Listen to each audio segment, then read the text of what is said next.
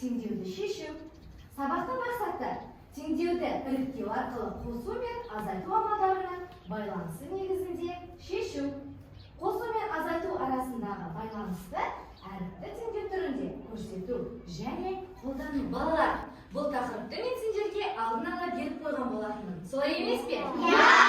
Олай болса, бүгін біз сабақта сендер сол тапсырманы қалай орындайтындарыңды тексеретін боламыз.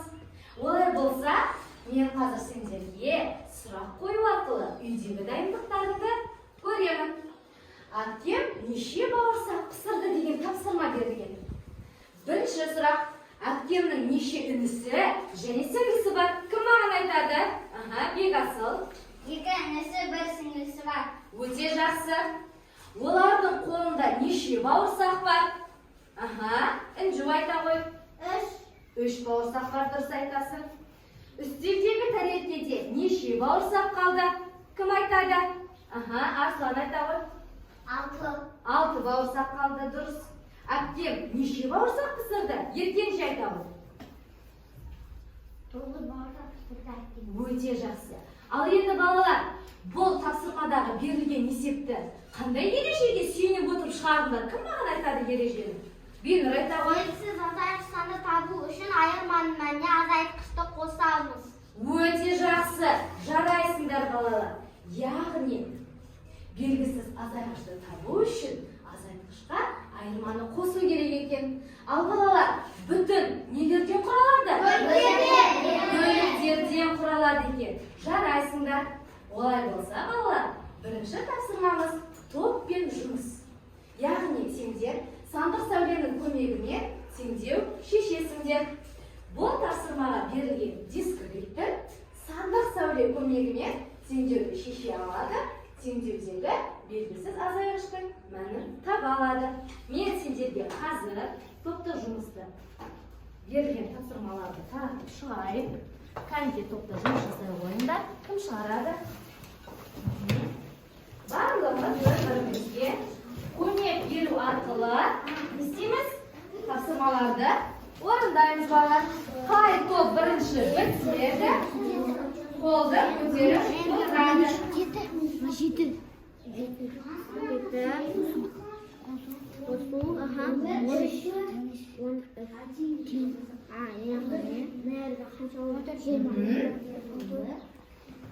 Жақсылап шығара қойыңдар балалар.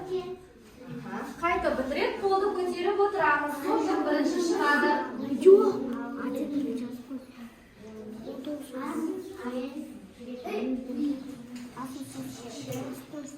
Үшінші топ біткен сияқты қолды көтеріп отыра тұрыңдар.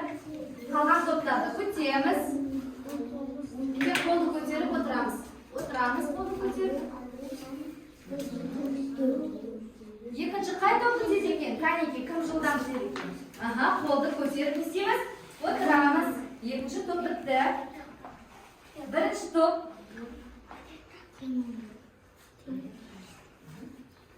Бірінші топ біттіңдер ма? Үшінші топ. Шыға берейікші. Бинұр кім шығады сендерден? Бинұр келе ол.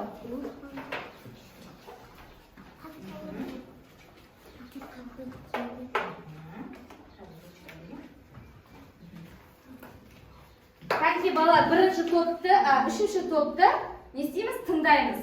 Белгісіз азайғыш санды табу үшін айырманың мәніне азайтқышты қосамыз. D тең 7 қосу 13, D тең 20, 20 алу 13 тең 7, 7 тең 7-ге.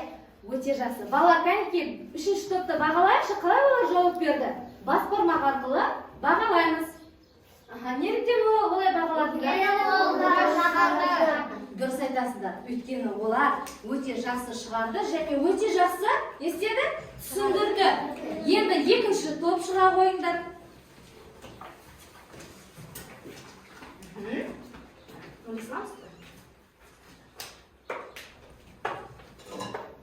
Екінші топты мұқият тыңдаймыз. Белгісіз азайғыш табу үшін айырманың мәніне азайтқышты қосу керек. Оқи ғой. С тең 4 қосу 14. С тең 18, 18 алу 14 тең 4. Балалар, кәнекей екінші топ дұрыс шығарды ма есепті? Қараңдаршы. Неліктен? Шатаспай шығарды және түсіндіре алды. Отыра қойыңдар, жарайсыңдар. Бірінші топтан кім шығады? Нұрлыхан келе ғой.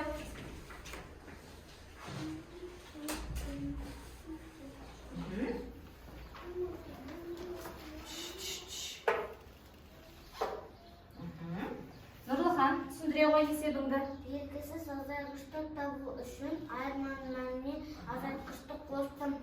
А тең 11 қосу 8, А тең 19, 19 алу 8 тең 11, 11 тең 11. Өте жақсы. Балалар, қараңдар. Бірінші топтың жұмысын бағалайық. Өйткені олар жақсы шығарды. Және теңестірген екен, балалар?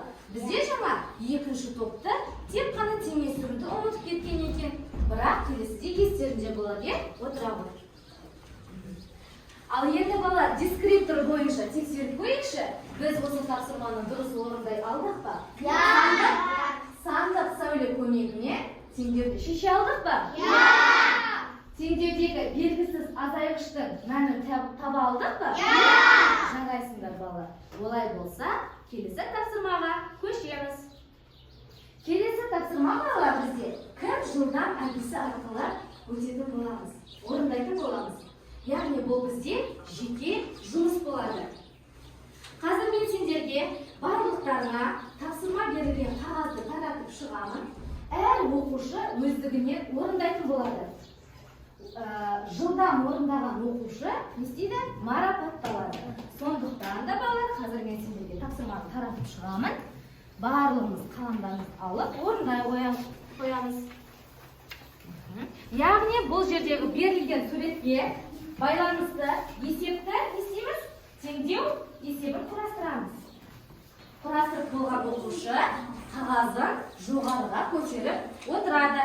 Өзінің дайын екенін мен білетін боламын қазір.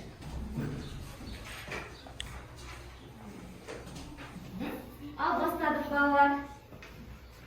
Әрқайсысы өзі жеке орындайтын болады. Яғни дискриптор суретке қарап теңдеу құрастыра алады, белгісіз азайғышты табады.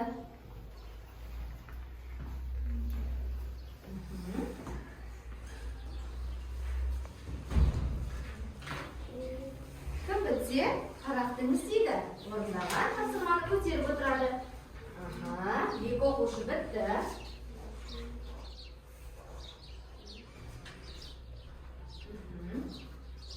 Тездетеміз балалар. Қай топтың оқушылары бітсе екен?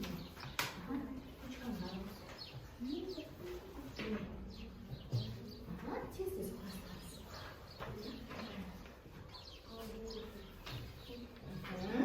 Бірінші топтан 3 оқушы біткен екен. Екінші топтан 1 оқушы. Аслан, тездетеміз.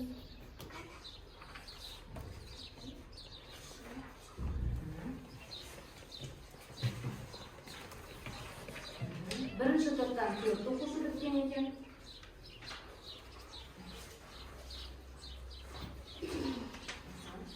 Үшінші топтан барлығы біткен екен. Онда үшінші топтан бастап бір оқушыдан түсіндіруді сұрайды.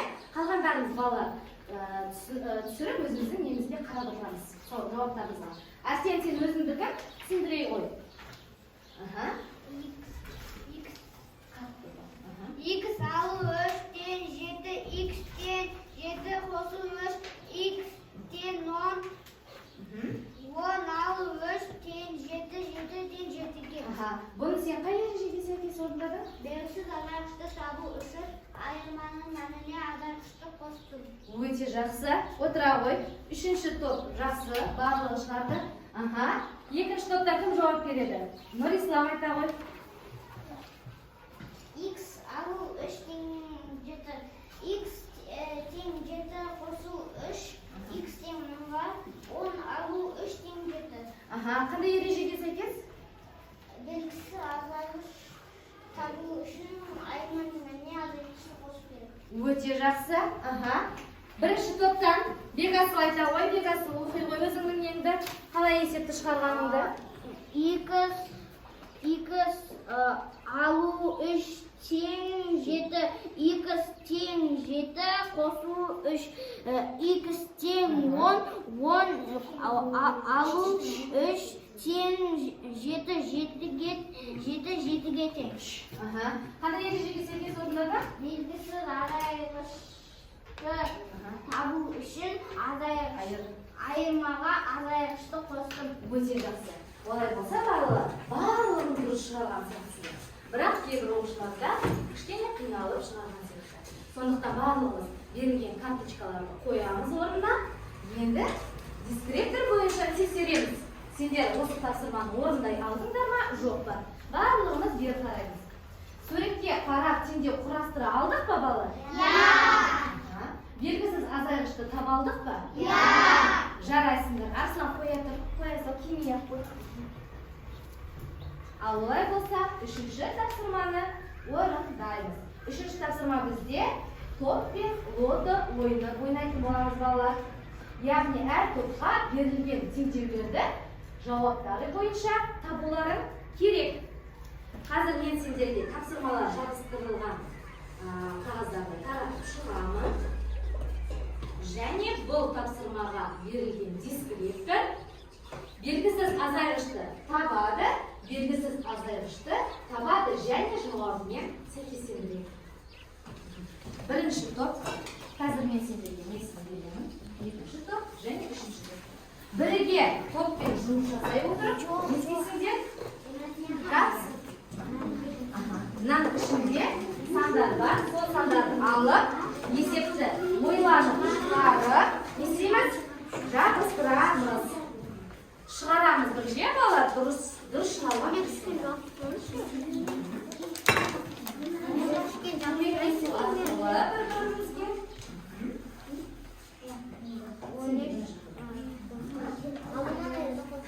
қайсы қай жерге есепті шығарамыз? Қай сана, қай санды істейміз. Қай топ бітеді, қолды көтеріп отырамыз. Біткен топ, қолды көтеріп отырамыз.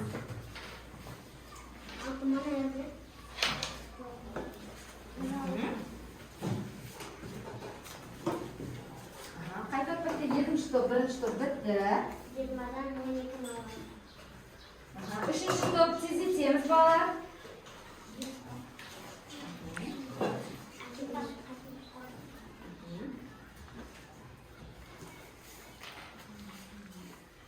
Болдық па, үшінші топ?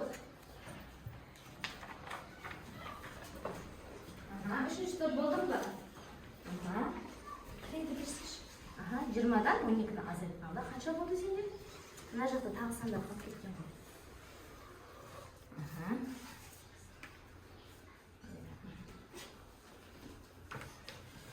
Болдық па? Олай болса, бірінші топтан кім шығады? Бекасыл мен Диана шыға қойды. Бекасыл және Диана келе қойғандар қашанда. Ұстандар бір шетіне. Қайсын кім бірінші шығады? Диана оқу ғой, сен өзі үшін. Белгісіз азайтқышты табу үшін азайғыштан не істеді сен? Азайғыштан айырманы алдым. Сонда қай сан шықты? Қай сан шықты сонда? 4 саны шықты. Бекасыл айта ғой. Белгісіз азайғышты табу үшін азайғышқа айырманы қостым. Қостың ба? Қостың ба не бұл жерде? Алдым. Сонда қай сан шықты? 7. Оқи ғой сандарыңды. 10 қосу 7 тең 17.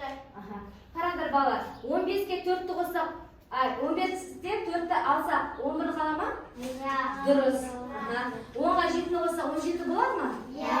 Кәсімді бағалайықшы, басқардағы арқылы. Дұрыс ба?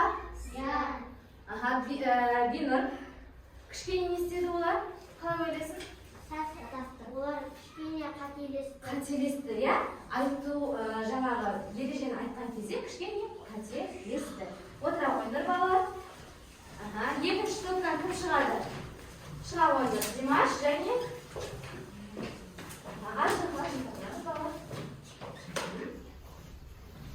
бірінші есепті айталым. Белгісіз азайғышты табу үшін айырманың мәніне азайтқышты қостыр. Айта отыр. 14 ауыр 12 тең 2. Дұрыс. Димаш. Белгісіз азайғышты табу үшін айырманың мәнінен азайғышты алдым. Ал, дұрыс. 6 қосу 13 тең 19. Балалар, бұл топтың тапсырмалары дұрыс сияқты. Қараңдаршы. 14 алу 12 тең 2, 6 қосу 13 тең 19. Дұрыс па? Қайынке бағалау жіберейікші. Неліктен мұндай баға қойдық? Өте дұрыс шығарды. Отыра ойындар. Олай болса, келесі тапсырмаға көшеміз. Келесі тапсырма барлығымыз жұмыс дәптерді алайық. Жұмыс дәптерді аламыз.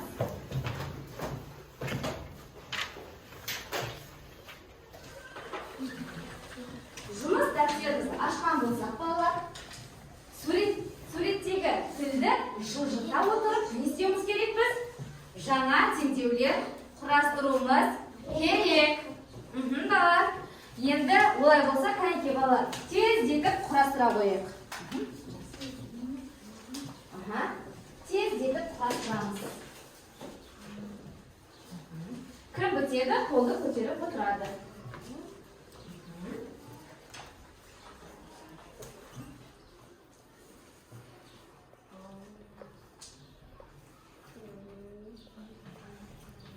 Біткен оқушы қолды көтеріп отырады. Мен көремін. Қай топтан қанша оқушы біткенін.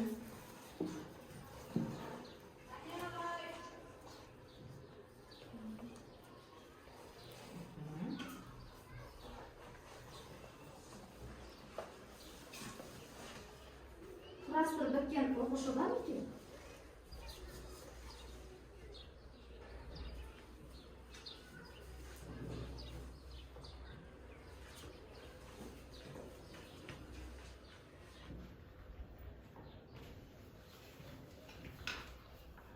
Біткен оқушы қолды көтеріп отырамыз. Тағы кім бітті?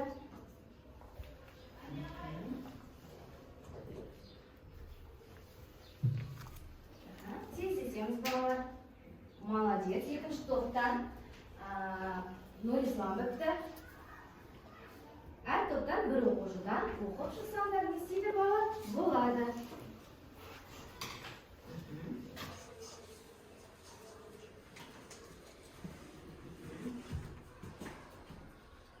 Бірінші топтан. Бір есеп құрастырсаңдар жетеді балалар, көп есеп керек емес. Бір ғана есеп құрастырған сол жетеді. Олай болса, үшінші топтан біткен екен. Қазір қалай құрастырғанды оқи қой, Арсен. Алу 3 тең 4, тең 4 қосу 3, тең 7, 7 алу 3 тең 4. Өте жақсы, дұрыс құрастырылған. Димаш оқи қой өзіңдікі. Алу 1 тең 4, тең 4 қосу 1, тең 5, алу 1 тең 4. Өте дұрыс, жақсы шығарылған. Мына топтан кім оқиды өзінікі?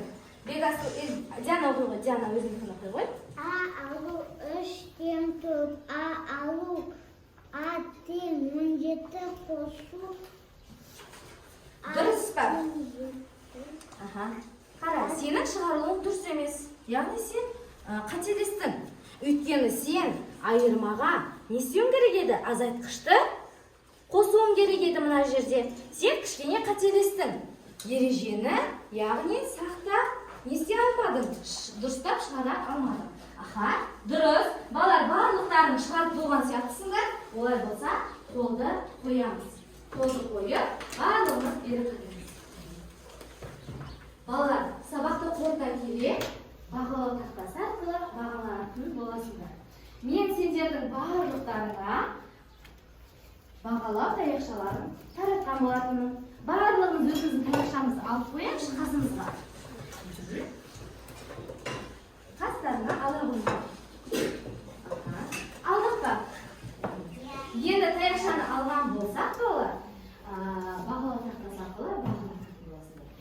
бүгінгі сабақта не түсіндіңдер? Не қызықты болды сендерге? Жаңа қандай топта жұмыс істеген ұнады ма? Или жеке жұмыс істеген ұнады ма? Соны маған айтатын боласыңдар. Кәнеки, кім не түсінді балалар? Нұрислам. Мен бүгінгі сабақта белгісіз азайлы теңдеуін шешуді үйрендім. Өте жақсы, сала ғой. Яғни жақсы түсінген болсаңдар, көк смайликке саламыз. Егер де кішкене шатасқан болсаңдар, қызыл смайликке саламыз.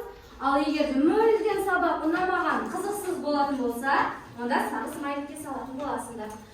Тағы кім не түсінді? Бекасыл. Мен бүгінгі сабақта теңдеу шешуді үйрендім. Өте жақсы, сала ғой. Арсен. Мен бүгінгі сабақта теңдеу құрастыруды білдім. Өте жақсы. Бинur. Маған бүгінгі сабақта топтық жұмыс қатты ұнады. Жарайсың, сала ғой. Арслан. Мен бүгінгі сабақта белгісіз азайлы бар теңдеуді шешуді үйрендім. Өте жақсы, сала ғой. Інжу. Маған бүгінгі жұмыс өте ұнады. Жарайсың, Нұрлыхан. Мен бүгінгі сабақта теңдеу құрастырып үйрендім. Жарайсың, Абдрахман. Жарайсың, сала ғой. Диана. Мен бүгінгі сабақта теңдеуді үйрендім. Сала ғой. Нұрдаулет. Мен бүгінгі сабақта топтық жұмыс істеуге қатты ұнады. Өте жақсы, жарайсың, Димаш. Бүгінгі сабақта еңбекке құрастыруды үйрендім. Жарайсың, теңдеу құрастыруды үйренген екен. Кім? Айсұлтан айта ғой. Мен бүгінгі сабақта теңдеу шешуді үйрендім. Өте жақсы, сала ғой. Олай болса балалар, барлығымыз сабақта түсінген сияқтымыз. Ал олай болса, сабағымыз осымен аяқталды. Белсенді қатысқандар үшін рахмет.